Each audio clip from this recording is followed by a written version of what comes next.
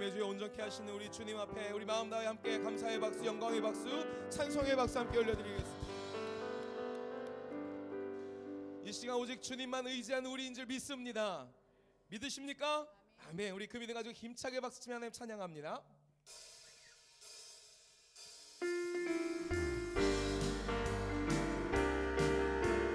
나 주의 믿음 갖고, 나 주의 믿음 갖고 홀로 걸어도, 나 주의 믿음 갖고, 나 주의 믿음 갖고 노래 부르네. 폭풍 구름 몰아치고 하늘 덮어도, 나 주의 믿음 갖고 실망치. 한 번 더. 나 주의 믿음 갖고, 나 주의 믿음 갖고 홀로 걸어도, 나 주의 믿음 갖고 노래 부르네. 폭풍 구름 몰아치고 하늘 덮어, 믿음의 주가 우리와 함께 하시기에 나 주의 믿음 갖고 실망치 않네.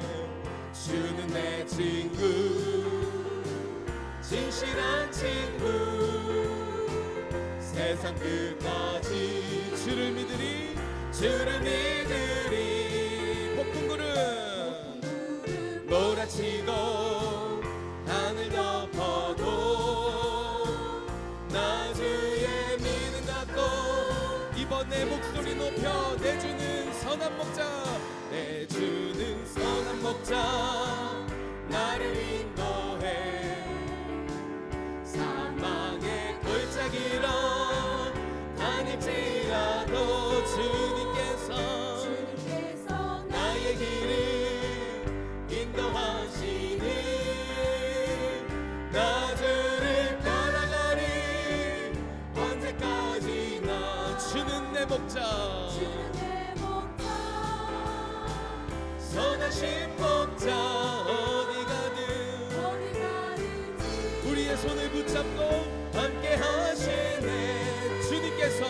주님께서 나의 길을 인도하시니, 나 주를 따라가리 언제까지. 함께 많은 사람들 진리를 모른 채 주님 곁을 떠나갔지만, 내가 만난 주님은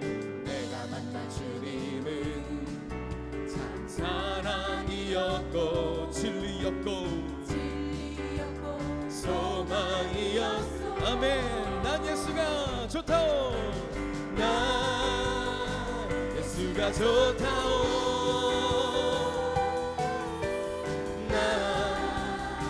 예수가 좋다오.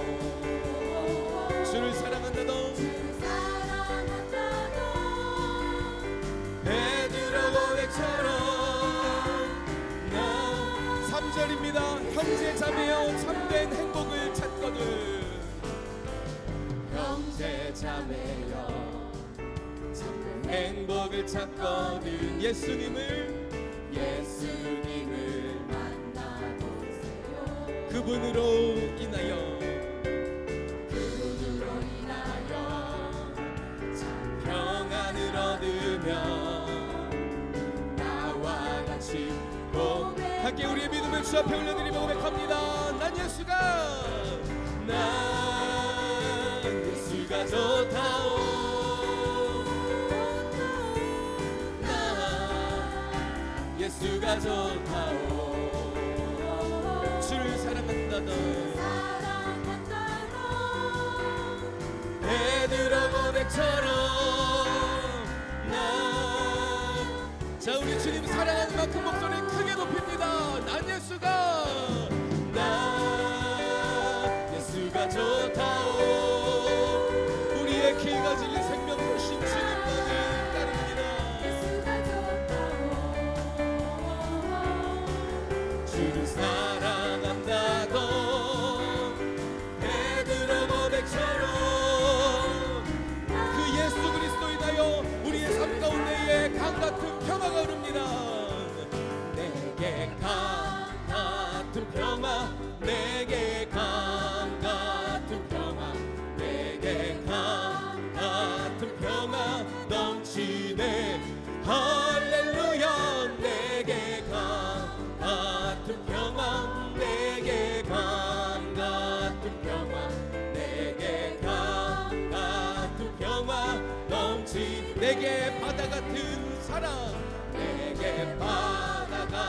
같은 사랑, 내게 바다 같은 사랑, 내게 바다 같은 사랑 넘치는 할렐루야. 내게 바다 같은 사랑, 내게 바다 같은 사랑, 내게 바다가. 우리의 마음을 주 앞에 활짝 열어 내게 샘솟는 기쁨, 내게 샘솟는 기쁨, 내게 샘솟는 주님으로 인한 샘솟는 기쁨 넘치네 할렐루야. 내게 샘솟는 기쁨, 내게 샘솟는 기쁨, 내게 샘솟는 기쁨 넘치. 내게 믿음 소망 사랑, 내게 믿음 소망 사랑, 내게 믿음 소망 사랑,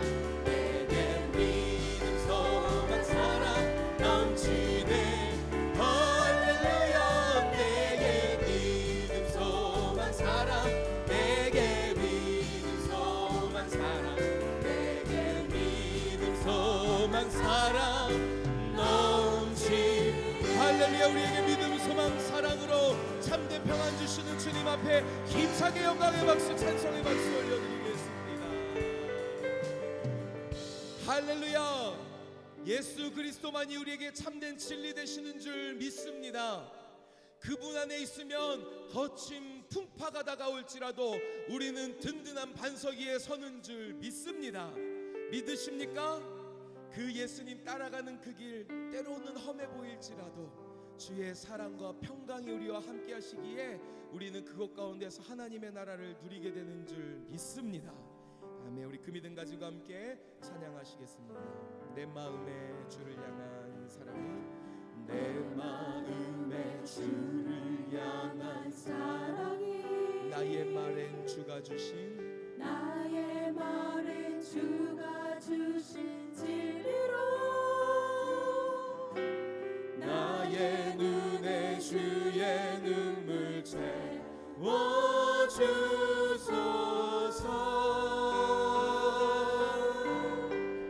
내 입술에 찬양의 향기가, 내 입술에 찬양의 향기가 두 손에는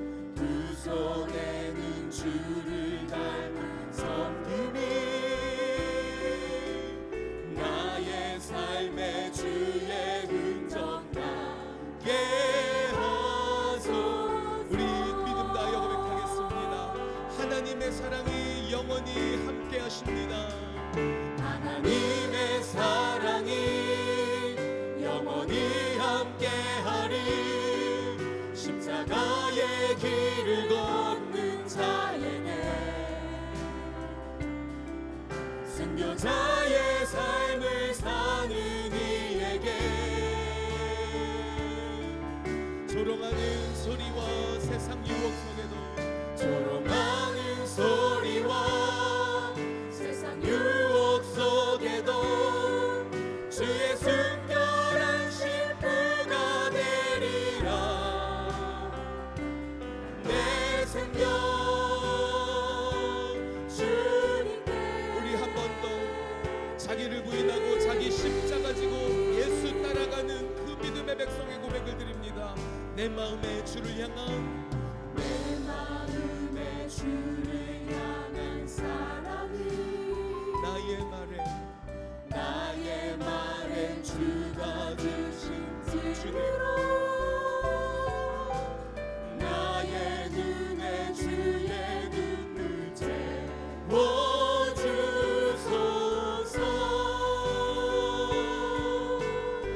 내 입술에 찬양의 향기가, 내 입술에 찬양의 향기가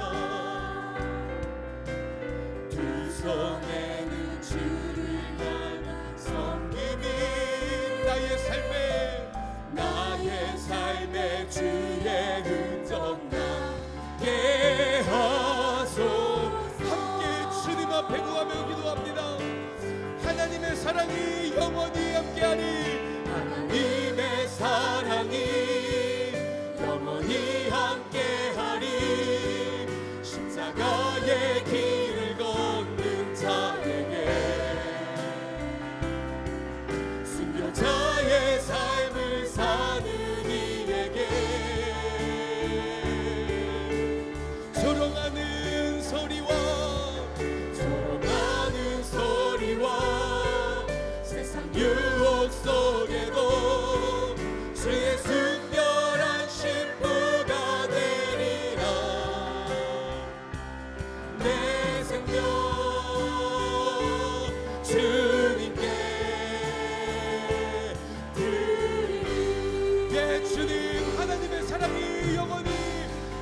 것임을 믿습니다. 하나님의 사랑이 영원히 함께하리. 십자가의 길을 걷는 자에게 순교자의 삶을 사는 이에게 조롱하는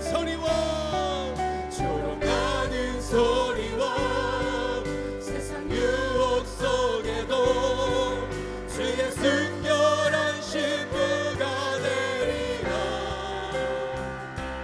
내 생명. 우리 이 시간 한 번 더 이 귀한 고백을 드릴 때 믿음의 제단 위에 우리의 삶을 올려드림으로 두 손을 주님 앞에 높이 들고 찬양합니다. 하나님의 사랑이 영원히 함께하리. 십자가의 길을 걷는 자에게 주님, 우리가 그 길을 따라갑니다. 순교자의 삶을 사는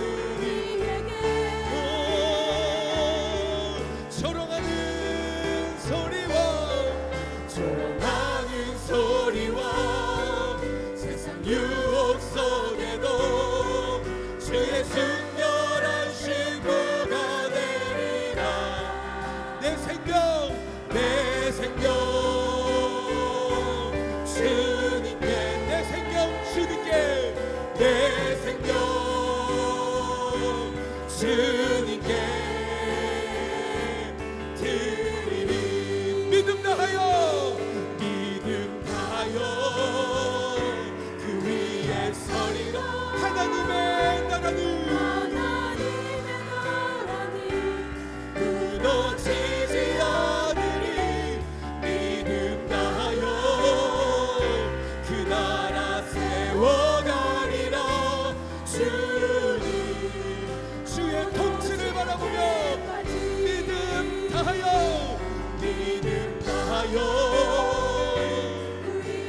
서리라. 하나님의 나라는 무너지지 않으리. 믿음 다하여 그 나라 세워가리라. 주님 거두실 때까지. 믿음 다하여 그 위에 서리라. 하나님의 나라는 무너지지 않으리. 믿음 다하여 그 나라 세워가리라. 주님 거두실 때까지. 우리 그 믿음 주 앞에 드리며 함께 공동기도문으로 기도하겠습니다. 살아계신 하나님 아버지, 동강의 모든 성도가 하나님의 시간에 하나님 나라를 위하여 거룩함을 회복하고 하나님의 마음으로 영혼 구원하고 예수 제자 삼는 하나님의 가족 공동체 되게 하옵소서. 아멘. 이 시간 주님 앞에 믿음의 두 손을 높이 드신 채로 함께 기도하기를 소망합니다. 하나님, 이 시간 나의 삶이 다시 주님께 향하기를 소망합니다. 나의 생각과 세상의 가치들과 하나님 또한 사단의 속삭임으로 인하여 혼잡하고 복잡하였던 나의 모든 것들이 이 시간 주의 말씀으로 인하여 정결하게 되고 클리어하게 명쾌하게 될 수 있도록 하나님 이반 성령의 역사를 허락하여 주시옵소서. 주의 말씀을 사모합니다. 주의 말씀이 나를 가르치시고 거룩의 길로 인도하실 줄을 믿사오니 하나님 이반 마음의 문을 엽니다. 역사하여 주시옵소서라고 우리 간절한 마음으로 주여 세 번 부르고 함께 통성으로 합심하여 기도합니다. 주여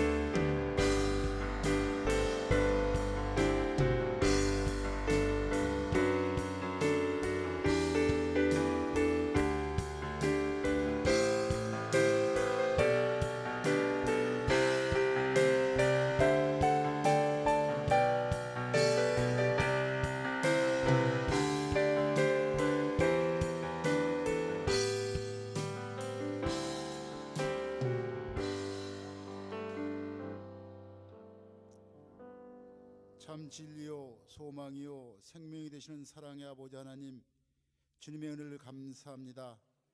하나님, 우리 동광제일교회를 사랑하시고 모든 교우들을 사랑하셔서 하나님께서 귀한 천국잔치를 베풀어 주셨는데, 우리 동광의 모든 교우들 한 사람도 빠짐없이 이 시간에 나와 하나님의 귀한 말씀을 듣고 그대로 순종하다가 하나님 말씀대로 복을 받는 우리 동광의 모든 교우들에게 도와주시옵소서.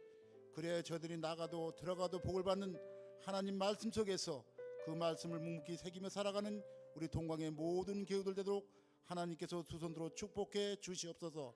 사랑의 아버지 하나님, 이 시간도 주님 앞에 감사 없는 것은 이제 세계적으로 이것저것 선교를 하시다가 이제 국내 들어오셔서 이곳까지 오셔가지고 귀한 말씀을 전하는 우리 선교사님에게 늘 강건함을 주시고 하나님의 사자로 부름받은 그 임무를 다할 때까지 하나님 강건하게 붙잡아 주시옵소서. 오늘도 귀한 말씀을 전할 때 우리 강사님 성대를 책임져 주시고 보호해 주셔서 어디 가시든지 그 말씀을 전할 때마다 성대를 늘 평창하게 하나님 인도해 주시옵소서. 사랑의 아버지 하나님, 또 주님 앞에 감사 없는 것은 우리 동광의 교우들 이 시간 하나님의 말씀이 그리워왔습니다. 하나님 말씀 속에 왔사오니 하나님의 귀한 은혜 받고 사랑 받고 성령 받고 말씀에 충만한 귀한 시간 되도록 하나님께서 역사해 주시옵소서.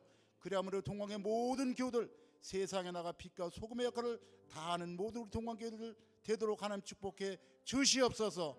하나님, 시간대도 감사 없는 것은 우리 원로 목사님 늘 강건하게 붙잡아 주셨고 귀한 가정을 하나님 책임져 주시옵소서. 우리 담임 목사님 김덕정 목사님 늘 강건하게 붙잡아 주시옵시며 담대함으로 우리 동광의 모든 교우들 화합하며 맑은 물 푸른 초장으로 인도하기에 조금도 부족함이 없는 귀한 목사님 되도록 하나님 역사해 주시옵소서. 하나님, 오늘도 처음 시간입니다. 마치는 시간까지 하나님께서 홀로 영광 받아 주셨고 악한 막 일주일 틈타지 못하도록 하나님 역사해 주시옵소서.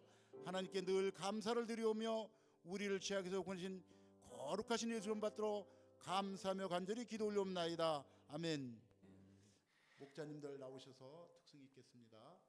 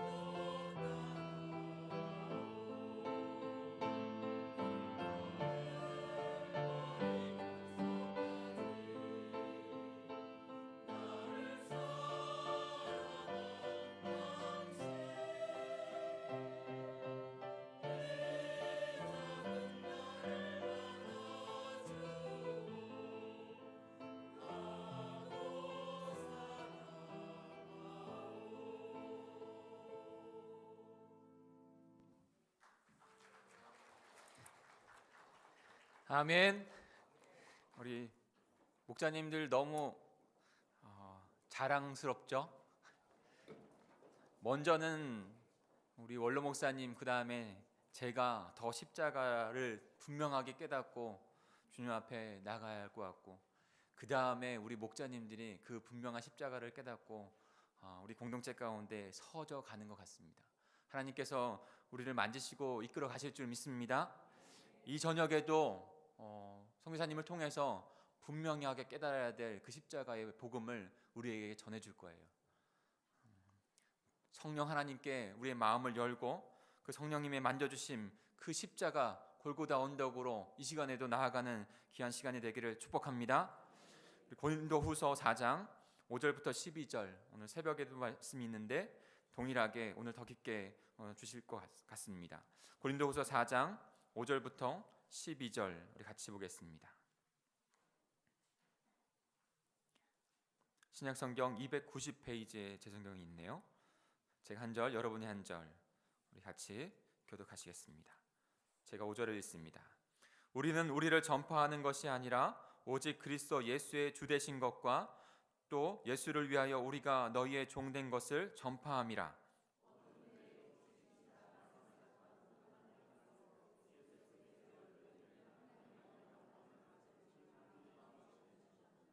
우리가 이 보배를 질그릇에 가졌으니 이는 심히 큰 능력은 하나님께 있고 우리에게 있지 아니함을 알게 하려 함이라.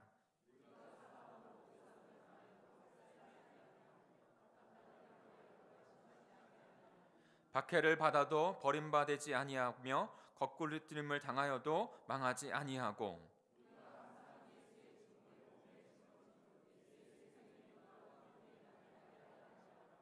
우리가 살아있는 자가 항상 예수를 위하여 죽음에 넘어짐은 예수의 생명이 또한 우리 죽을 육체에 나타나게 하려 함이라. 그런즉 사망은 우리 안에서 역사와 생명은 너희 안에서 역사하니라. 아멘. 이 시간 비움과 섬김이라고 하는 제목을 가지고 귀한 말씀을 우리 성교사님이 전해주실 때 큰 은혜 그리고 십자가의 비밀을 깨닫는 귀한 시간 되시길 바랍니다. 우리 성교사님 나오실 때 더 큰 박수로 우리 맞이할까요? 우리 같이 맞이하겠습니다.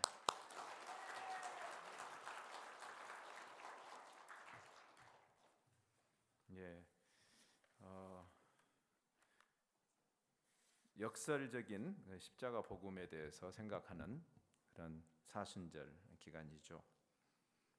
고린도 전후서 전체가 고린도 사람들이 기대했던 또는 우리 현대인들이 상식적으로 기대하는 그런 종교하고 다른, 어떻게 보면 좀 이상한 가르침,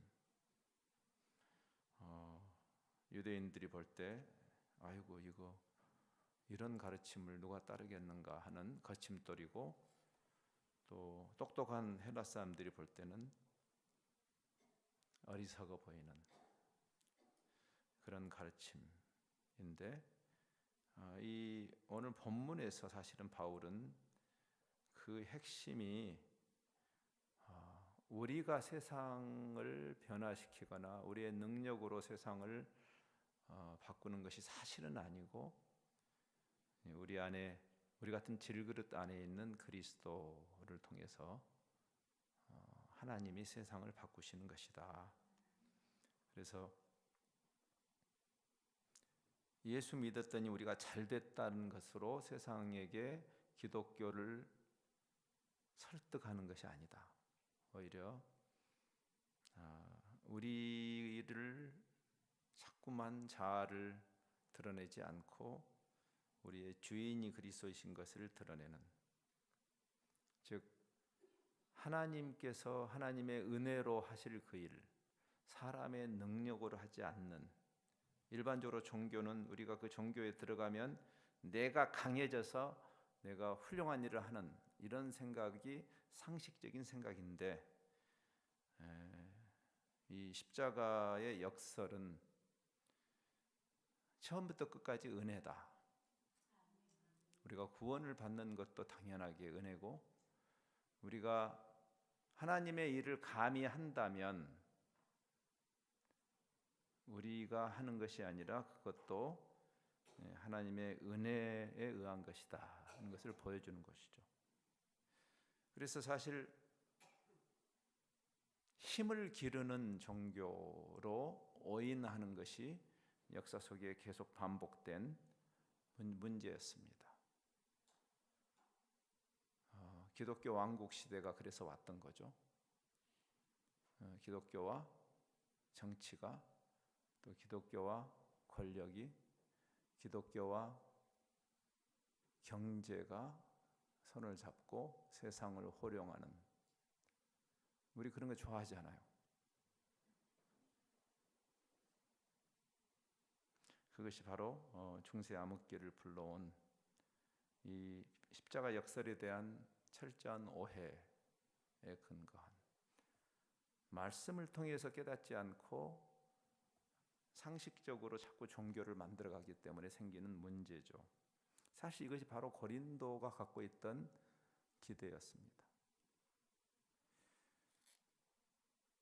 예나 지금이나 고린도라는 도시는 이 그리스의 양대 도시입니다. 아데네라고 하는 수도죠. 수도 아데네와 고린도는 옛날도 그리고 지금도 라이벌 관계에 있는 양대 도시예요. 모르겠어요. 여기 인천 지역에 뭐 혹시 부천과 부평 이름도 비슷하고 서로 라이벌인지 어쩐지 저는 잘 모르겠지만 그런 우리 주변에 일어나는 일을 생각해 보면 이해가 갈 겁니다. 근데 고린도와 아데네는 어떻게 차이가 나냐면, 우리가 흔히 말하는 풀뿌리 민주주의가 발흥한 곳이 아데네입니다. 그러니까 옛날에도 탁월한 리더가 나와서 세상을 평정하고 우리 편을 힘세게 하는, 우리가 보통 그런 지도자를 좋아하지 않습니까? 소위 슈퍼 리더라고 해요. 탁월한 지도자를 우리는 원하죠. 그것이 일반적인 사람들의 기대입니다. 근데 아데네는 탁월한 지도자가 독재하는 것이 건강하지 않다는 것을 오래전부터 깨달았던 도시예요. 옛날 도시국가 시절에. 그래서 요즘 우리가 말하는 풀뿌리 민주주의가 발흥한 것이 아데네입니다. 그래서 그 당시에 성인들이, 즉 어떤 탁월한 거물이 나타나서 독재적 힘을 발휘하면서 강성케 하는, 나라를 강성케 하는 그런 모델이 아니라 일반 시민들이 그 도시국가의 정치, 경제, 사회, 문화 전반에 관한 의논을 하고 결정을 하고 그리고 거기에 대해서 책임을 지는 그 제도를 아데네라는 도시국가가 일궈냈습니다. 그 풀뿌리 민주주의 제도를 에클레시아라고 합니다. 교회란 말이 거기서 나왔어요. 에클레시아. 이게 사실은 교회라는 말 자체가 이미 평신도 운동을 전제하고 있습니다. 목사님의 역할이 중요하지만 목사님이 독재자가 돼서는 안 되는 것이고, 제자도는 풀뿌리가 예수 그리스도의 제자가 되어서 제자가 제자를 삼는, 목사가 제자를 삼는 거 아니고 교황청이 제자를 삼는 것이 아니라 그 성도들이 그 역할을 하도록 도와주는 코치가 목회자의 역할이에요. 그것이 바로 에클레시아라는 말의 뜻입니다. 보통 사람들. 여러분 예수님의 제자들을 보세요. 평범하다 못해 허접하지 않습니까? 예수님은 실패하신 거죠. 그래서 근데 그 사람들을 통해서 놀라운 일이 일어나죠. 우리 같은 보통 사람들. 그래서 여러분의 역할이 중요한 것이죠. 여러분이 어떤 그리스도의 사람으로 이 땅에서 살아주느냐가 중요한 것이죠. 여러분이 훌륭하신 목회자를 앞세워서 대리 만족을 하는 것은 하나님의 뜻이 아니기 때문에, 거기에 반해서 고린도는 우리가 흔히 생각하는 정반대의 생각을 갖고 있던 도시입니다. 탁월한 거물이 독재 정치를 하는, 우리 그런 거 좋아하지 않아요? 보통 사람이, 평범한 사람이 대통령 되면 싫어하지 않아요, 우리 한국 사람들. 그것은 건강한 게 아니에요. 그래서 이 고린도 패러다임은 독재자를 만들어내는 문화였어요. 티라누스라는 이 말이 바로 이 독재자라는 그리스 단어입니다. 그래서 아주 빼어난 사람을 찾았어요. 그게 고린도 사람들이 추구하는 것이었어요. 그래서 고린도서를 쓰게 된 두 가지 배경이 있는데, 하나는 고린도 교회 안에 분란이 있었다. 여기 어제 보셨잖아요, 여러분. 1장에 보면 나는 개바파다, 나는 아볼로파다, 나는 바울파다, 나는 그리스도파다. 어떻게 그리스도께서 자기를 던져서 하나 되게 하신 교회가 나뉠 수가 있느냐? 이게 교회 맞냐? 그래서 그 분란에 대해서 바울이 반응하며 쓴 것이 우선적인 편지를 쓴 이유고요. 또 하나는 고린도 사람들이 탁월한 리더를 원하는, 그걸 좋아하는 사람들이 있기 때문에 바울의 지도력에 대해서도 문제 제기를 하던 때였어요. 바울 저 친구 뭐야? 저 친구 가방끈이 길어? 저 친구 어느 문중 사람이야? 우리 그런 거 좋아하지 않아요, 그렇죠? 그거는 성경적인 틀이 아니고 세상이 아주 그 천박한 세상의 기준이에요. 근데 그런 기준을 가지고 바울의 사도직에 대해서 도전하던 그런 정황이었어요. 여러분 이제 고린도서를 읽어보시면, 그래서 바울이 내가 그리스도의 사도임을 변증하는 내용들이 이렇게 쭉 나옵니다. 화려한 명품을 좋아했던 고린도. 저는 원래 대학에서 건축을 공부했습니다. 근데 여러분이 혹시 이제 옛날에, 요즘도 그걸 배우는지 모르지만 옛날에 왜 그걸 배웠나 몰라요. 옛날에 미술 시간이나 이런 시간에 이 생각이 나는 분들은 옛날 분들입니다. 옛날에 그리스의 그 건축 양식에 대해서 배운 기억이 혹시 나시는 분들 계세요? 왜 뜬금없이 그리스의 건축 양식을 배웠나 모르겠지만, 근데 그리스의 건축 양식을 세 가지로 배웠어요. 가장 실용적인 건축 양식. 이 기둥이라는 것은 건물의 하중을 받기 위해서, 지금 이 건물에 저기 기둥들이 숨어 있죠. 뿔룩 튀어나온 데 아마 저기 기둥이 있을 겁니다. 이 건물의 이 엄청난 하중을 담당하고 있는 게 기둥과 기둥을 잇는 보가 이 철근 콘크리트 구조에서 중요해요. 저건 움직이면 안 됩니다. 저거를 안 움직이면 뭐 벽을 뚫고 이래도 안 무너져요. 실제로 하중을 담당하고 있는. 근데 그 기둥은 하중을 담당하면 되는데, 그 기둥에 그래서 그냥 실용적으로 그 기능만 하는 단순한 문양이 없는 기둥 양식이 있었어요.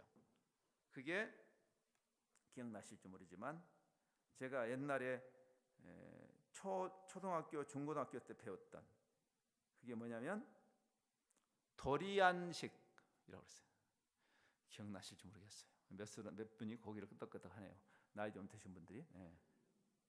근데 조금 이제 그거를 건물을 여러분이 그리스나 이런 로마의 건축 양식을 보면 이제 이렇게 예술적으로 이렇게 문양을 넣기 시작하죠. 그래서 조금 문양이 들어간 양식이 이오니아식이라고 그래요. 이오니아식. 지금 그리스와 터키 사이에 있는 그 에게해를 끼고 있는 그 지역. 이오니아식. 근데 그 화려함이 극치를 이루는 건축 양식이 코린트식입니다. 이게 고린도 양식이에요. 그러니까 고린도 사람들이 갖고 있는 그 가치관과 문화를 잘 보여주는 거예요. 검을 좋아하고 화려한 거 좋아하는. 그래서 그들의 생각 속에 만왕의 왕 만주의 주를 믿는 우리는 다 거물이 되고, 옛날에 그런 이야기 많이 했죠. 머리가 될지언정 꼬리가 되지 말게 하시고, 이런 거 굉장히 우리 좋아하잖아요. 머리 되는 게 죄라는 말 아닙니다. 그러나 잘 생각해야 돼요. 그게 정말 십자가 복음인가? 그래서 십자가의 역사를 이해하고 진검승부를 해야 되는 거예요. 가짜로 치장해서 사람들이 기대하고 듣고 싶어하는 이야기로 복음을 보쌈하지 말고 제가 오늘 아침에 묵은 김치 맛을 서양 사람이 알게 하려면 초콜릿으로 접근하면 안 되고 그냥 묵은 김치로 힘들어도 시간이 많이 걸려요. 그래 맞아요. 어려워요. 복음의 맛을 알기까지 제가 커피 이야기도 했죠. 원두 커피 맛을 어떻게 드려요? 시간이 걸려요. 근데 이 사람이 쓰다고 안 먹으니까 자꾸 크림 타주고 설탕 타주면 절대 원두 커피 맛을 몰라요. 복음의 진검승부를 해야 된다. 그래서 여기에 역설이 나오는 거죠. 여러분 그 십자가의 역설을 설명하는 이 고린도서가 참 흥미로운 사실이 하나 있어요. 그건 뭐냐면 바울 서신이 13권인데 그중에 바울이 자랑이라는 단어를 가장 많이 쓰고 있는 데가 고린도서예요. 생각 좀 이상하죠? 고린도서의 그 흐름을 볼 때 자랑이라는 단어는 안 맞잖아요. 근데 역설적으로 자랑하는 내용이에요. 아셨어요? 자랑이란 말이 바울이 쓰는 이 자랑의 단어의 대부분이 고린도서에 나옵니다. 근데 일반적으로 세상은 뭘 자랑해요? 화려한 거 자랑하고 힘센 거 자랑하고 봤지? 까불지 마. 그게 기독교라고 착각하면 안 되는 거죠. 근데 바울은 그의 약함을 자랑해요. 십자가 역사를 이해해야 되는 이유예요. 약함을 자랑해요.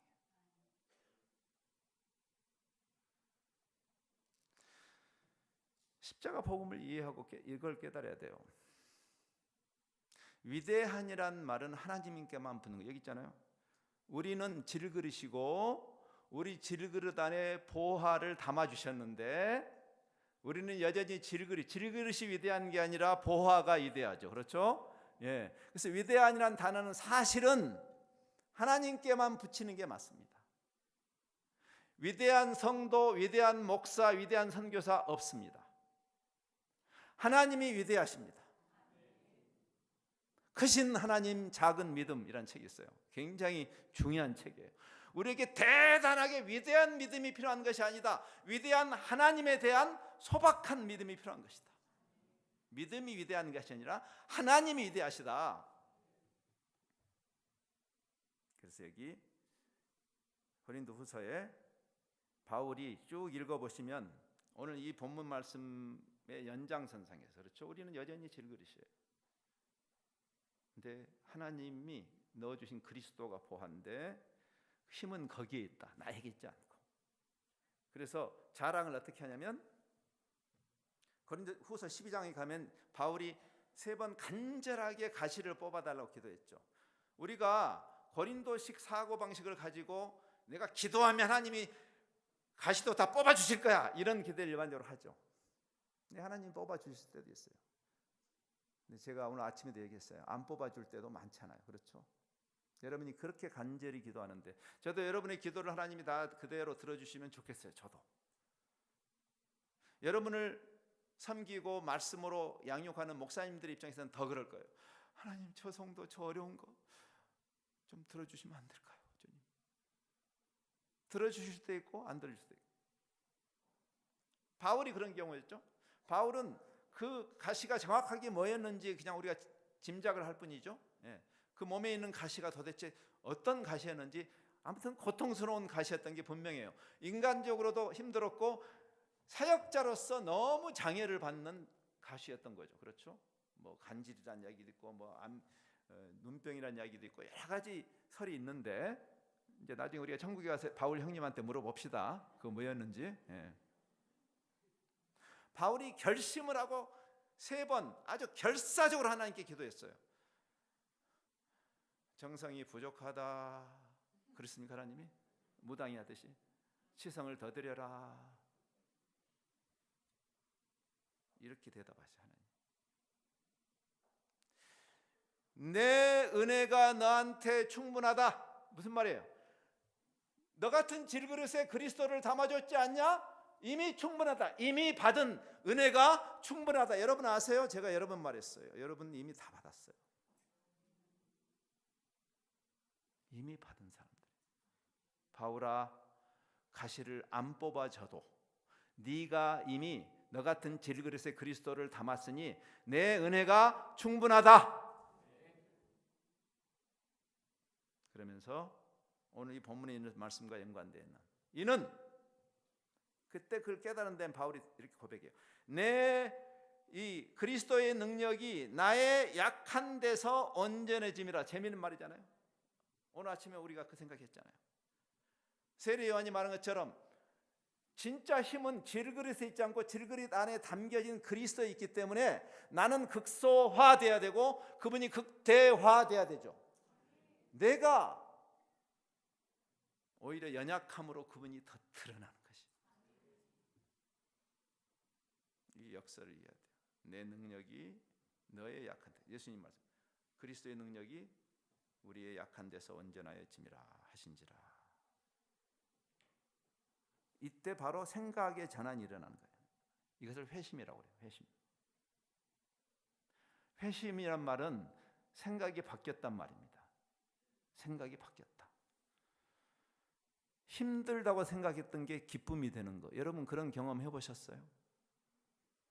제가 오늘 저녁 식사를 하면서 우리 원로 목사님 네 분하고 우리 여러분 담임 목사님하고 저녁 식사를 같이 했어요. 아유 정정하시네 우리 원로 목사님 네 분. 근데 아니나 다를까 열심히 걸으시더라고요. 그래서 제가 김 목사님께도 건강할 때 건강을 지키십시오 제가 그랬어요. 열심히 하시라고. 근데 운동을 안 하던 사람이 하려면 힘들어요. 근데 운동을 즐기기 시작하잖아요. 운동을 안 하는 사람은 이해를 못해. 관점이 바뀌는 거예요. 제가 운동을 좋아하거든요. 그래서 제가 우스갯소리로 나는 운동권 선교사라고. 제가 운동을 좋아하니까. 제가 여기 와서 이 계양산을 보니까 저거 올라가고 싶어서 제가 요즘 안절부절해요. 올라가고 싶은데 지금 계속 내가 사람을 만나는 시간이 없어요. 저는 산을 보면 올라가야 하는. 그러면 산을 싫어하는 사람은 저걸 왜 올라가지? 또 내려올 텐데. 밥은 왜 잡수세요? 또 배고플 텐데. 근데 운동을 관점이 바뀌면 운동을 즐기기 시작하잖아요. 올라가고 싶어서 어쩔 줄 몰라. 올라가고 싶어서. 알란가 몰라. 옛날에 100년 전에 한국에 오신 선교사님들이 5, 6월 땡볕에 그 요즘 테니스 말고 옛날 테니스 그 연식정구라고 연식정구 이렇게 볼이 요즘 쓰는 테니스는 볼이 단단한 볼이고 옛날 볼은 이렇게 고무로 돼가지고 이렇게 연식정구라는 게 있어요. 그거를 이제 치셨을 때요. 선교사님들이 막 서양 선교사님들이 땀 뻘뻘 미치니까 고종 임금이 지나가다가 그걸 보시고 그랬다잖아요. 저 힘든 걸 아래 것들 시키지. 고종 임금은 운동에 회심하지 않았기 때문에 그렇게 말하는 거예요. 무슨 말이겠어요? 십자가의 역설이라는 말을 할 때 억지로 그걸 견디라는 말이 아니라 마치 그 쓴 커피를 즐기듯이. 저 방금 물론 내 주머니에서 나간 건 아니지만 목사님 주머니에서 나가서 방금 커피 한 잔 마시고 왔습니다. 여기 플라워 카페에서. 아니 그 쓴 걸 왜 돈 주고 마셔? 돈을 마시는 대가로 돈을 준다면 좀 생각해 보겠지만 이거는 그냥 견디라는 말이 아니에요. 여러분 고행주의를 말하는 게 아니라 진짜 맛을 알라는 거죠. 진짜 복음의 진짜 그 경지로 가야 되는 것이죠. 그래서 이 사람이 도리어 기뻐했다고. 너무 힘들면 사람이 약간 미치죠.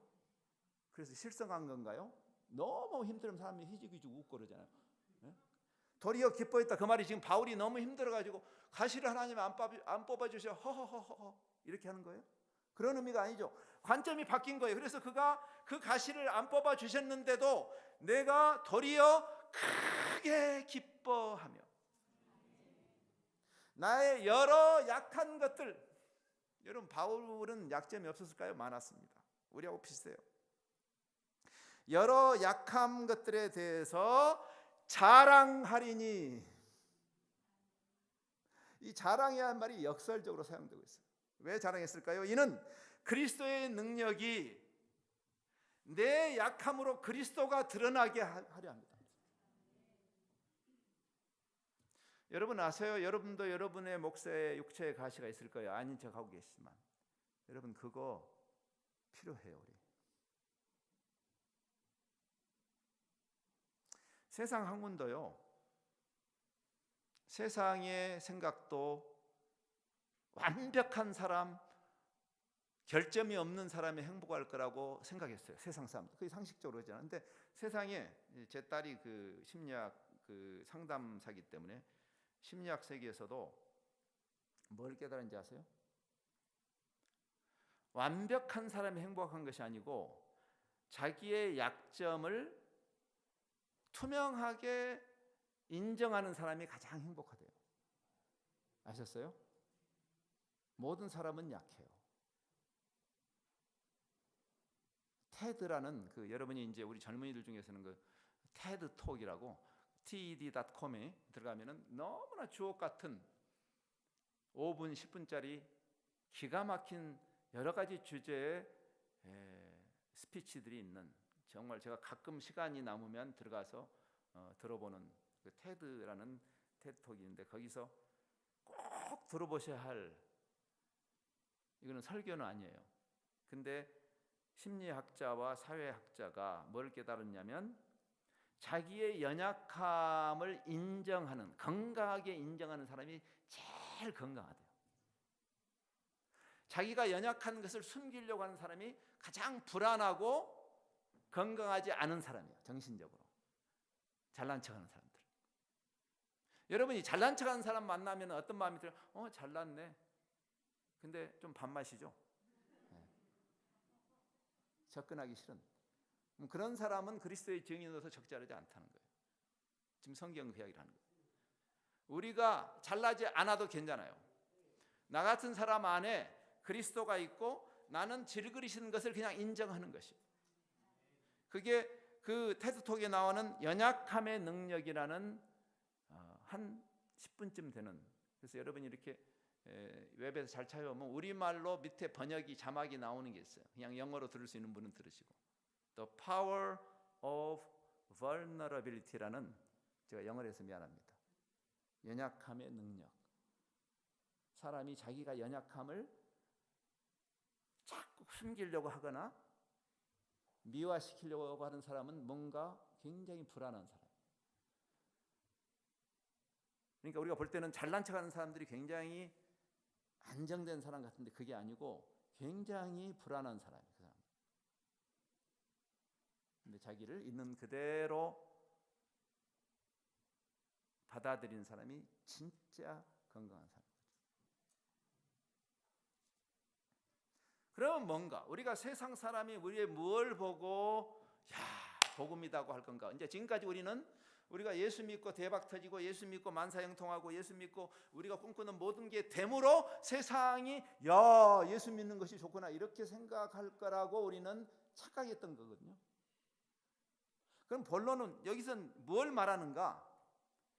우리가 세상에게 보여줘야 할 진정한 차별성은 내가 예수 믿었더니 이렇게 좋아졌다가 아니라 나는 여전히 질그릇이지만 예수 믿어도 나는 질그릇이에요. 근데 내 안에 있는 보화 때문에 더 이상 이 세상에서 과거의 주님을 만나기 전에 그것 때문에 걱정이고 근심이고 불안이던 것이 더 이상 걱정과 근심이 아니에요. 그것이 여기 오늘 본문에 나온 것입니다. 8절과 9절. 우리가 사방으로 우겨쌈을 당해도, 이게 무슨 말인지 알아요? 만일 우리가 우겨쌈을 당한다 해도 란 말이 아니에요. 이 말은 지금 현재 당하고 있어요. 초대교회는 항상 어려움을 당했습니다. 그러니까 예수 믿어서 어려움이 없어지는 게 아니고 똑같아요. 여러분, 예수 믿기 전이나 이후나 사실 세상의 관점에서 보면 하나도 달라지지 않습니다. 일반적으로. 또 여러분에게 있던 것이 나아졌다면 예수 안 믿는 사람도 그런 일이 생겨요. 근데 뭐가 다르냐면 내가 사병으로 우겨쌈을 당하는데 내 질그릇이 내 안에 있는 보화 때문에 쌓이지 않아. 더 이상 답답한 일, 여러분 답답한 일 얼마나 많아요. 요즘 힘드시죠? 알아요. 제가 아닌 척하고 계시지만 요즘 세상에 힘들지 않은 일이 누가 있겠어요? 다 답답한 일이 있죠. 근데 낙심하지 않아요. 왜? 내 안에 주님이 계시니까. 요게 진짜라면, 요게 박해를 받아. 여러분, 예수 믿으면 박해가 사라지는 게 아니에요. 오히려 예수 믿기 때문에 박해를 더 받습니다. 괜찮아요. 나를 내치지 않아, 버림받지 않아요. 거꾸로 뜨림을 당하여도 망하지 않는다. 이게 얼마나 강력한 증거인지 아십니까? 그래서 베드로서 보면 세상 사람들 볼 때 나하고 똑같은 어려움을 당하는데 왜 저렇게 당당하게 살지? 왜 저렇게 낙심하지 않지? 그래서 찾아오는 거예요.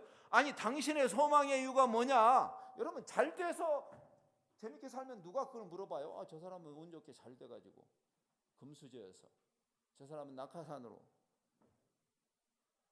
지금 그렇게 우리가 세상에게 차별을 보이는 것이 아니라고 지금 바울이 말하는 거예요. 여기 뒤에 6장에 가도, 고린도후서 6장에도 비슷한 말을 하고 있어요. 우리는 속이는 자 같으나, 자꾸 우리가 막 고민하고 비관해야 되는데 막 즐거워하니까 저 사람들 거짓말쟁이지? 저 기독교인들은 그런 척하는 거지? 속이는 자 같으나 참되고. 왜? 그 보화가 있는데 세상은 몰라, 그 보화를. 그냥 가만히 있어도 지금 상황은 어려운데 막 웃음이 나와. 내 안에 보화가 있으니까. 무명한 자, 그래요. 뭐 기독교인들이 무슨 장로, 대통령 이런 게 중요한 게 아니라 그 말이에요. 예? 우리 자꾸만 그런 걸로 세상에 증명하려고. 그게 아니라 무명한 자 같은데 진짜로 우리가 유명한 자예요. 하나님이 인정하시니까. 그렇죠? 죽은 자 같은데 보라 우리가 살아있고, 징계를 받는 자. 아니, 예수 믿는 사람이 왜 저렇게 어려워? 아니, 당신의 하나님이 그렇게 위대하신 하나님이라면 하나님이 있는데며, 근데 왜 이렇게 어려움을 당해? 그래서 욥의 친구처럼 잘난 체하고, 한번 생각해봐. 네가 뭔가 인과응보가 있겠지. 뭔가 잘못한 게 있으니까 이런 어려움이 있지라고 세상이 말할 수 있어요. 징계를 받는 자 같으나. 여러분도 그래서 그렇게 하지 마세요. 여러분 동료 중에 어려움 당하면, 김 집사 잘 생각해봐. 그 잘못한 거 있는지 하나님 앞에서 그렇게 잘난 척하지 마세요. 그게 욥의 친구들이 한 실수예요. 왜냐하면 우리의 평안은 상황을 초월하기 때문에. 그래서 징계를 받는 것 같으나 사실은 그게 아니라 죽임을 당하지 않고, 근심하는 자 같으나 항상 기뻐하고. 여러분, 항상 기뻐라는 말의 의미예요. 이게 어떻게 항상 기뻐할 수 있어요? 실성 들리는 사람처럼 매번 희죽희죽 웃으란 말이 아니잖아요. 내 안에 있는 그 보화 때문에. 가난한 자 같으나, 쥐뿔도 없는데 남을 보살펴. 세상이 까무라칩니다. 내 코가 석자인데, 오늘 우리 설교의 제목이 있듯이 자기 그 권리를 내려놓고 남을 이롭게 하는 사람. 진짜 많이 있는 자가 잉여 잡음을 내놓은 거하고, 내 코도 석자인데 남을 돌보는 거, 어떤 게 더 감동이 있어요? 한번 생각해 보세요. 가난한 자인데 쥐뿔도 없는데 많은 사람을 부여하게 하고, 아무것도 없는 자 같으나 모든 것을 가진 자로다. 여러분, 우리 하나님이 세상을 창조하신 분이니까 모든 것을 가진 자예요. 지금 내 저금 통장이 없어도 상관없어요. 밤에 한 경점 같은 삶을 사는 것이 우리가. 근데 영원을 향해서 우리는 가는 거니까요. 이게 초대교회의 삶이었어요. 아셨어요? 어떻게 초대교회가 그렇게 지질이 못나게도 세상의 상위 그룹에 속하지도 않았고, 나라를 잃어버린 이스라엘의 그 그나마도 예루살렘을 중심으로 한 무슨 뭐 수도권도 아니고 갈릴리의 그 사투리를 쓰는 사람들이 아무것도 아닌 뭐 세리와 무슨 저 어부와 뭐 이 세상의 기준으로 볼 때 고린도의 기준으로 볼 때는 아무 영향력을 미칠 수 없는 그 사람들이 200여 년 만에 로마 제국을 뒤집어 엎는 일이 그들을 통해서 일어났을까요? 물론 하나님이 하신 거예요. 거기에 이 놀라운 역설적 진리. 우리 질그릇 안에 그리스도가 들어갔기 때문에 세상은 못 보는 거예요. 그래서 근데 저 사람들이 참으로 희한한 친구들이구나. 어떻게 저렇게 살지? 그게 초대교회의 비결이었어요. 초대교회는요, 노방전도나 축구전도가 근본적으로 불가능한 교회였어요. 핍박이 있었기 때문에. 초대교회는 그래서 그걸 한 기록이 없어요. 초대교회 문서들을 아무리 눈을 씻고 찾아봐도 전도한 기록이 없는데 전도를 안 했는데 전도가 됐어. 재밌잖아요. 우리가 어떤 사람인가? 나 같은 질그릇에 그리스도가 담긴 사람이면 세상이 우리를 주목하지 않을 수가 없게 돼요. 여러분이 어디 살든지 똑같이 어려운데 어렵지 않아. 그게 진정한 간증이죠. 결국 우리가 다시 십자가 복음으로 가야 하는 이유죠. 내 안에 그리스도가 있으니까 다 가진 거라는 이 뿌듯함을 그리스도의 충족성 이렇게 말합니다. 그리스도의 충족성. 우리 찬송에 가끔 나오잖아요. 주님 한 분으로 나는 족하네. 여러분 가끔 찬송을 그렇게 하시더만. 그리고 주님만으로 만족 못하는 분들 많아요, 교회에. 그 찬송을 부르지 말든가. 그렇죠? 그리스도의 충족성. 그래서 다시 주님께 가야 돼. 주님이 우리의 모델이죠. 그래서 주님이 어떻게 주님 같은 하나님이신 그분조차도 자기를 비움으로 세상을 이루게 하시잖아요. 섬기려면 비워야 된다 말이에요. 비우지 않고는 섬기지를 못해요. 내 손에 꽉 차 있는데 어떻게 남을 섬겨? 내 코가 석자인데. 그래서 주님도 우리가 생각할 때는 고린도 사람들의 기대처럼 강력한 힘을 가지고 세상을 압도할 것을 우리는 기대하죠. 근데 주님은 그렇게 안 하시고 허를 찌르는 그것이 십자가를 지신 거예요. 그러면서 제자들에게 이렇게 말합니다. 수고하고 무거운 짐 진 자들아 내게 와라. 그럼 주님이 강력한 힘으로 모든 문제를 해결해. 그게 아니고 이렇게 말해요.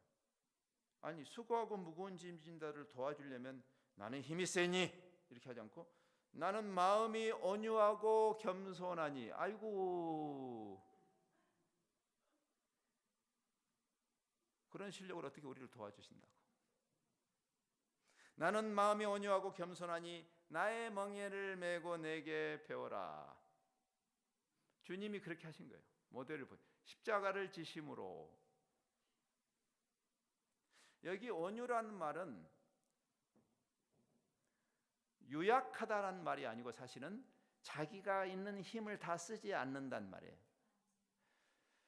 이런 거죠. 여러분이 성량이 좋은 가수가 소리를 맥시멈으로 지를 때도 짜릿하지만 엄청난 성량을 가진 사람이 피아니시모로 할 때 그 전율을 아세요? 그게 온유예요. 온유. 현대 교회가 너무 시끄럽다고 생각하지 않습니까?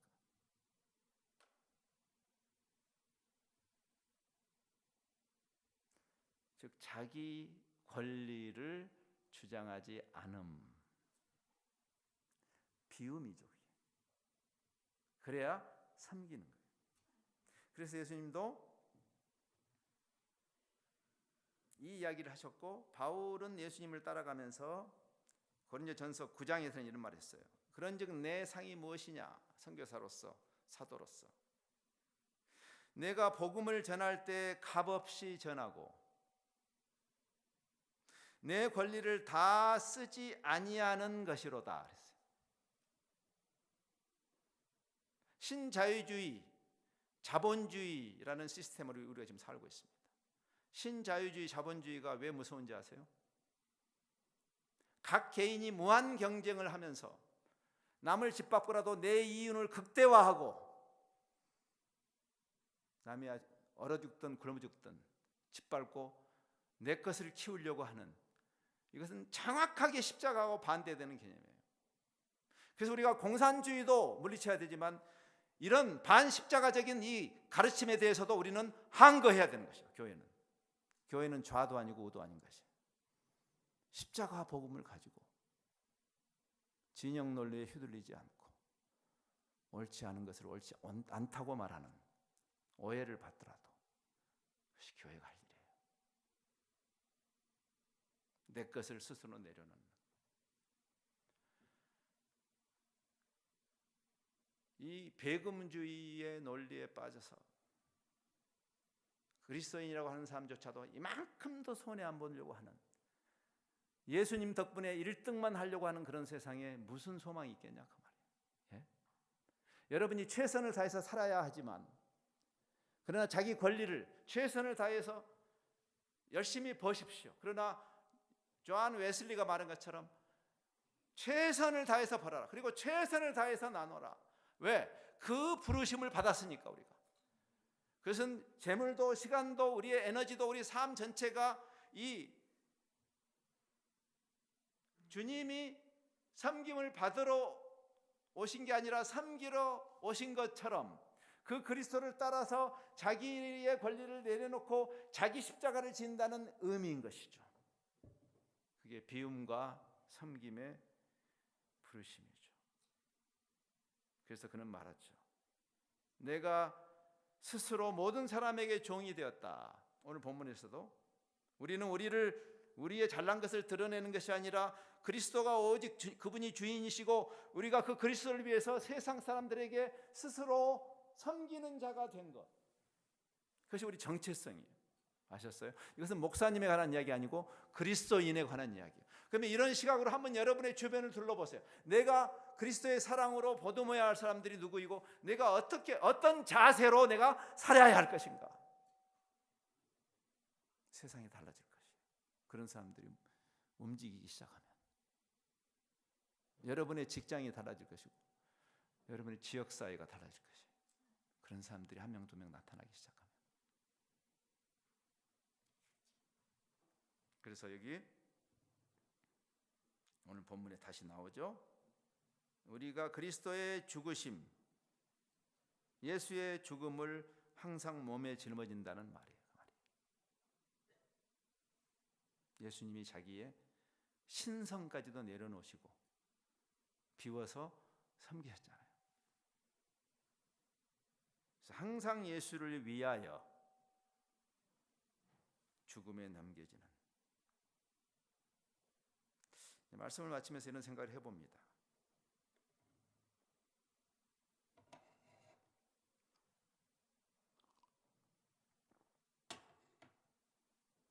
그리스도께서 그리하셨듯 우리를 비우고 세상을 섬기는, 그래서 세상이 변하는 그러한 부르심이 맞다면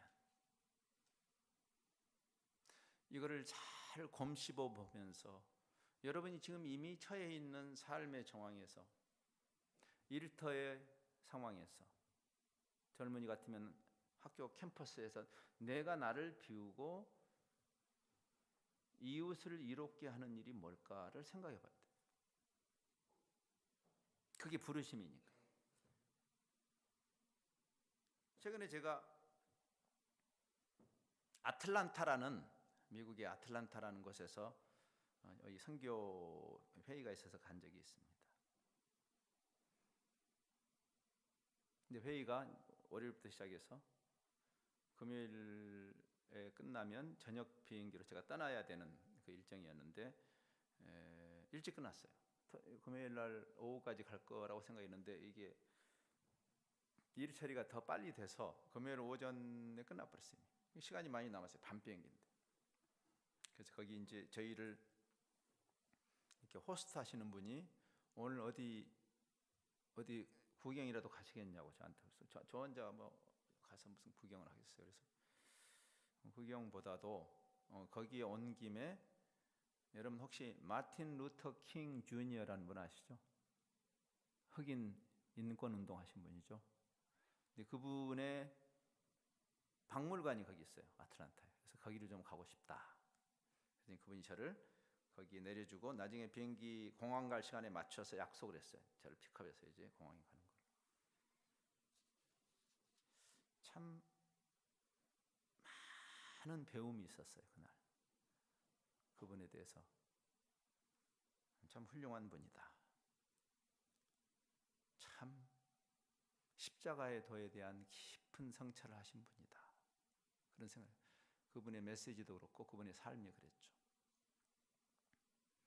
근데 우리에게 잘 알려진 유명한 설교들도 거기에 글로도 나와 있고 실제로 육성 녹음이 되어 있는 것들을 제가 몇 개 들었어요. 참 설교도 잘 하시더라고요. 근데 특별히 제 가슴에 와닿는 마지막 설교가 오늘 이 본문과 연결이 돼서 제가 소개하고 마치죠. 1968년 4월 3일 그가 암살당하기 직전에 마지막 설교였고 그 설교를 잘 들어보면 거의 본인이 암살당할 것이라는 것을 거의 예측했던 것 같아요. 거기에 그런 내용도 나와요. 왜냐하면 그 당시에 생명의 위협을 계속 느꼈으니까. 흑인의 인권을 싫어하는 사람들 때문에. 근데 그때 이제 그분이 가장 사회에 어려움을 당하는 우리로 치면 환경미화원 같은 분들의 인권을 위해서 목숨을 걸고 앞장서서 싸우던 그 마지막 설교가 선한 사마리아인의 비유 본문으로 설교가 진행이 됐어요. 근데 거기서 제 가슴을 탁 때렸던 표현이 있습니다. 이렇게 하겠어요. 방금 여기 바울이 말한 것처럼 아니 성경 전체가 말하는 것처럼 우리는 그리스도를 따르는 자들인데 그리스도가 십자가를 지신 것처럼 우리도 우리 십자가를 지고 세상을 섬기도록 부르심 받은 거죠. 그게 우리 정체성이에요. 그럼 뒤집어 말하면 우리가 그렇게 안 산다면 여기 우리 왜 사는 거예요? 우리 스스로 우리의 정체성을 거부하는 것이죠. 그렇죠? 선한 사마리아인의 비유가 이런 점에서 많이 우리를 힘들게 하는 거예요. 왜? 그 강도 만난 사람을 당연하게 섬기도록 우리를 부르신 거죠. 세상은 강도 만난 세상이에요. 사실 그렇잖아요.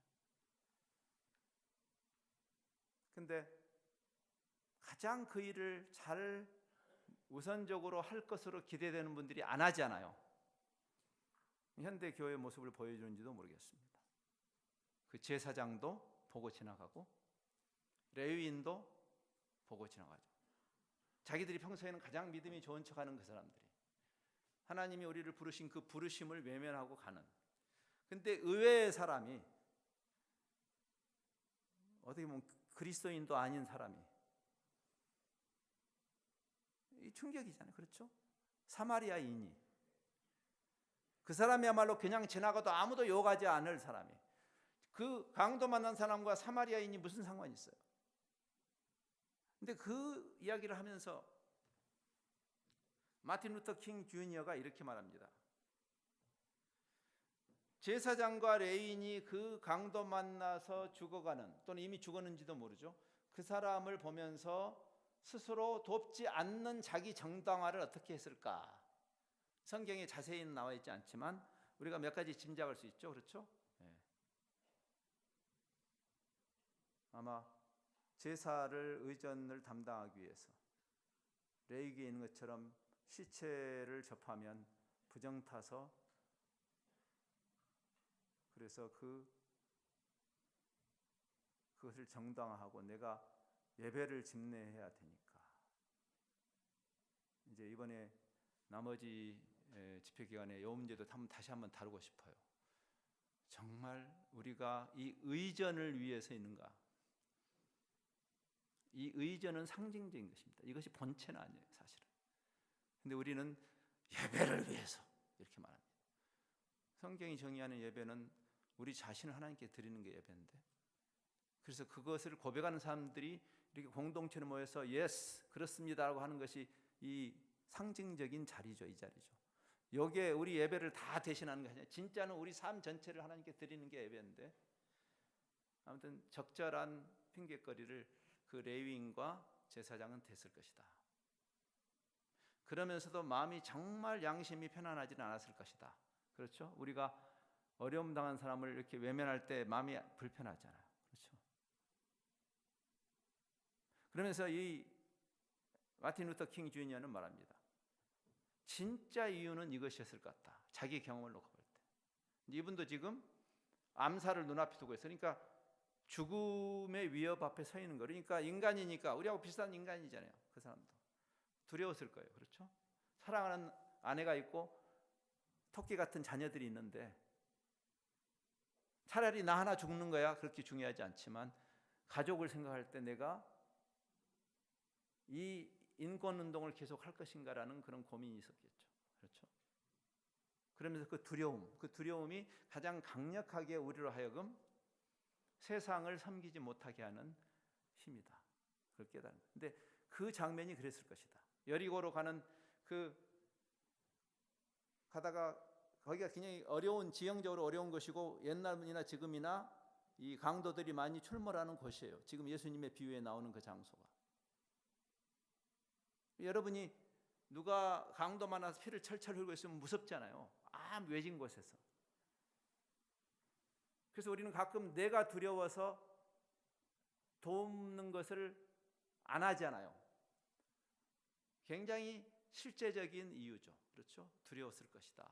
우리가 인간적으로 이해할 수 있다. 근데 우리의 부르심이 그게 아닌데 내가 위험을 당하든지 나에게 힘들든지 우리를 애시당초에 그리스도가 십자가를 지신 것처럼 우리가 그리스도의 몸으로서 그리스도가 그러했던 것처럼 자기 권리를 자기의 일을 부인하고 자기 십자가를 지고 따라오도록 세상을 섬기도록 부르셨는데 그 두려워서 그만두는 그 순간에 그가 왜 자기의 그 부르심대로 살지 않았을까? 그때 그는 잘못된 질문을 던졌기 때문일 것이다 그랬어요. 잘못된 질문. 우리도 그런 경험을 당하잖아요. 그 질문이 뭐냐면 저 사람을 도와줄 수 있으면 좋겠는데 내가 지금 이 가던 길을 멈추고 저 사람을 도와주면 나한테 무슨 일이 일어날까라는 질문을 했다는 거예요. 예? 내 코도 석자인데 저 사람을 도와? 만일 내가 저 사람을 가던 길을 멈추고 저 사람을 도와주면 나도 해코지를 당하고 나도 죽임을 당할 수도 있는 거죠. 맞아요. 현실적인 이야기입니다. 여러분이 불의하게 요즘 미투 운동도 일어나잖아요. 그렇죠?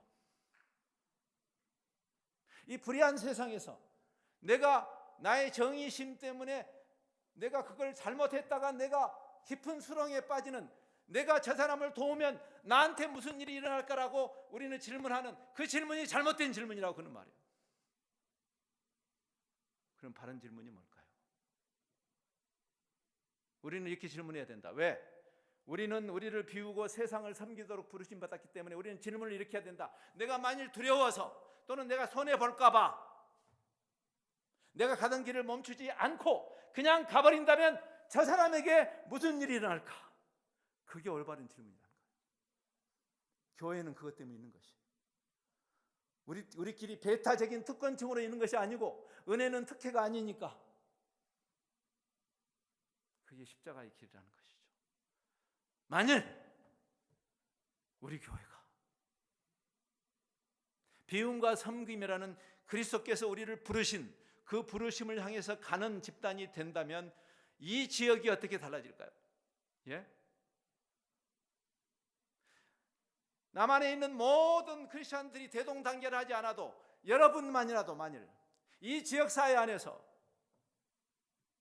주님이 그러했던 것처럼 그래서 주님도 십자가에 죽으시지 않았습니까? 여러분에게 그렇게 드라마틱한 죽음을 당하지 않더라도 여러분이 한 번 사는 그 삶이 무엇을 위해서 여기 있는 것인가? 여러분은 이미 그리스도를 가졌잖아요. 여러분은 영원한 삶을 이미 시작했잖아요. 어차피 이 세상에서 한 번 살다 가는 거지 않아요. 우리 다 죽을 거지 않아요. 얼마나 사는가가 중요하지 않고 왜 무엇을 위해서 사는가가 중요하고 지금 그 부르심 앞에 우리가 서 있는 것이죠. 그게 십자가의 도예요. 저는 이 메시지를 제 자신에게도 던지고 있습니다. 우리 모두가 이 부르심 앞에 서 있어요. 근데 두려운 일이 아니고 나 같은 질그릇 안에 그리스도란 보화가 담겨 있는 것이다. 영광스러운 부르심입니다. 이 특권을 놓치지 않는 여러분의 평생 여정이 되시기를 바랍니다. 기도하겠습니다.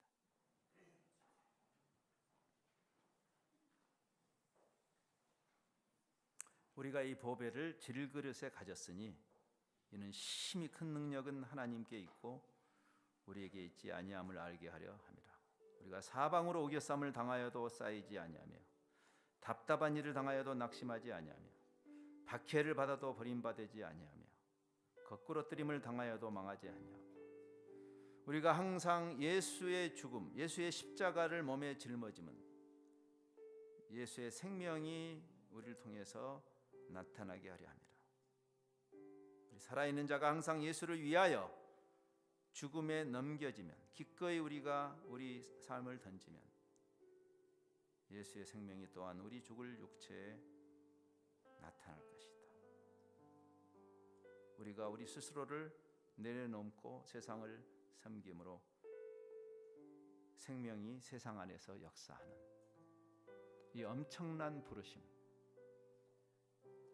우리 같은 질그들 안에 이미 담겨 있는 그 보화를 누리면서 잠시 사는 이 삶을 악착같이 이기적으로 살지 않고 그런 허탄한 가치로 우리 인생을 낭비하지 않고 세상을 섬기는 그러한 행보를 향해서 가는 그러한 영광스러운 십자가의 길을 우리 안에 내주하시는 성령께서 그것을 계속 깨우쳐 주시고 그 특권을 놓치지 않도록 은혜를 베푸시옵소서. 예수님 이름으로 기도합니다.